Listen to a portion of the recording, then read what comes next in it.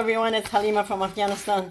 I wanted to share a delicious recipe for making tilapia in seconds. You don't even have to marinate overnight. This is the batch that I just made. It was so good I almost ate like one of the pieces. Anyway, so it's nice and crispy as you can see. It's delicious, it's moist. Anyway, this is how you do it. Here are the ingredients. If you want to take a picture, garlic powder, the Salt Lake dry rub, I love the spice, and olive oil, and a lemon juice. So what I do is I take the tilapia that I just bought from Costco and put it in a dish, and then I sprinkle the Salt Lake dry rub, all over. It is a little spicy, so because it has red pepper in it, I think. And then I turn it around, do the back side, and do this other side. And then once it's sprinkled, then I do the garlic powder in the generous amount on one side and the other side, like so. And then, on the back of it, garlic is good, kills germs, lowers your blood pressure. So especially nowadays, it's better to use. And then put a little bit of oil, and enough to cover this whole thing. Oil makes things tasty, but if you're watching your calories, don't put too much. So after you do this, then you sprinkle just a little bit of, this is a half of a lemon, a little bit of lemon juice. And then once it's done, also I put a little bit of lemon juice on top of this too, for flavor. And then you take your pan, transferring the, so just move the residue of the food out. I use coconut oil for that, just a little bit, like a half of a tablespoon. The key is I'm putting it on medium high, basically it's between 5 and 6 on a gas stove, and I'm going to make sure that you got coating all around it. And if you're watching your calories, of course, don't put that much oil on this. Coconut oil also kills germs, so I use that. Then you take your fish and you put it on one side, put the other one on the other side, and then you're just going to let it stay there for like 3-4 minutes. You can smell the garlic, and you can see that it got crispy. Like earlier when I did this one, I was making another video on how to make yeast, because there's a shortage of yeast right now in the U.S. Because everybody's making their own dough to try to avoid going to the grocery stores, or maybe they're not trusting the people that are making it, that maybe it's not clean, who knows, so people are making their own food.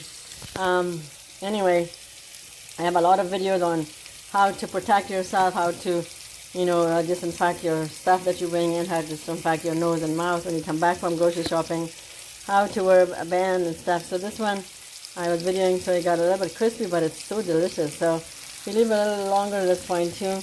And this is so good, I'm just going to go for another bite. It's so good. Anyways, so I'm going to let it cook like that, for a few minutes. And then when it gets crispy, you can tell, like, you'll see crispiness on the side. Then I'm going to flip it. And it's good to use a good spatula like this. This is plastic. It's better to not use a coated pan, but things get stuck on it, so I don't know, you want to keep things separated from each other. That's how you prevent it from getting kind of like watery, but this doesn't have any water in it.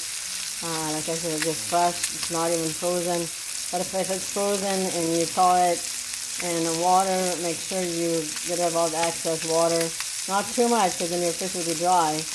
And you use a damp, not a damp, a dry paper towel, and get excess water out. And the best way to defrost things is put it in water. But actually, you can put it by itself for like 2-3 days in the refrigerator, not freezer, or you put it in water in the fridge for a couple of days, or if you want it right away, you take it out of the package, out of the plastic, and put it in water and cook it. I mean, not cook it, defrost it. Use it defrost in the microwave. So now this is starting to sizzle. So as you can see the corners kind of got whitish. That's a sign that it's done.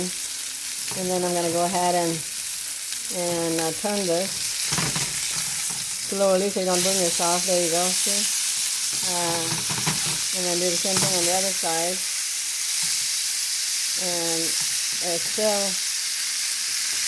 on the between 5 and 6 on medium high, so the flame is high. Not very high, but it's pretty high actually, almost to the max. But and the way you can tell that if the fish is done is I would take a spatula and just do this to the thickest. See, right now it's not going through. That means it's still raw. See. As you can tell, it's raw, so it'll be red. See, kind of like reddish, and it's not done, so this needs more time. And then this one too, see, it's red, and it's not done. So I'm going to give it more time. You can cover it, or just lower the temperature a little bit. I'm going to go ahead and lower it to medium size. And let it get cooked. You can cover it too, but I like my fish crispy. Back home, they cook the fish with the head and everything after they clean the stomach. So I mean, I like eating the tail of this.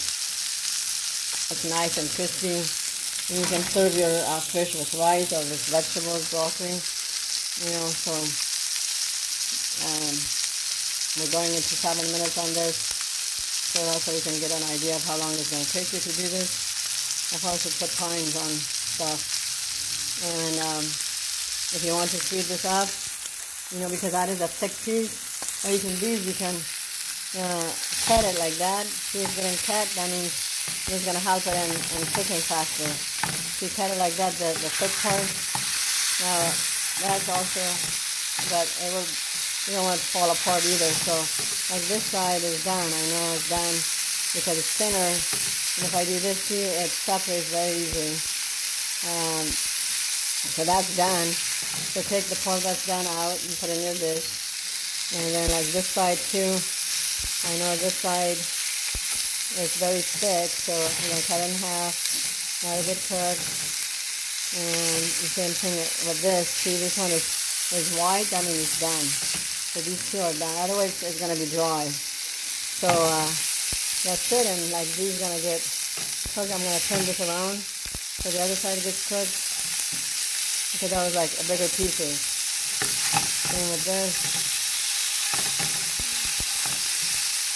And this is great over a salad. Talapia is very good for you. It's not as good as salmon, but salmon is good for breathing. If you have breathing problems, eat salmon. Eat the crucified vegetables.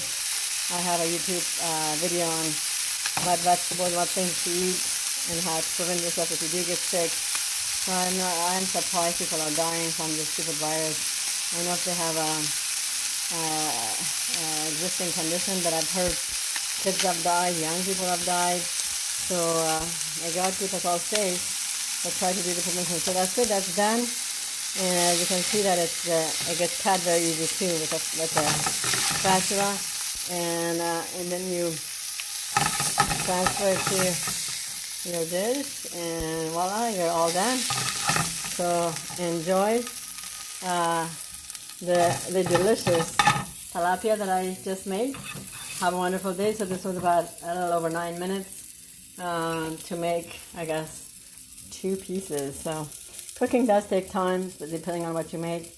But if you're constant time, make it the night before, and then the next day you can just warm it up for a minute or 2. So that's how you save time. A lot of people are working from home, so like the night before, make your stuff, make your smoothie, make your lunch. That way you're not dealing with kids or your spouse to make it. You got your stuff ready. All right, have a great day. Thank you so much for watching my channel. God bless you all. May we all be saved by God. Bye-bye.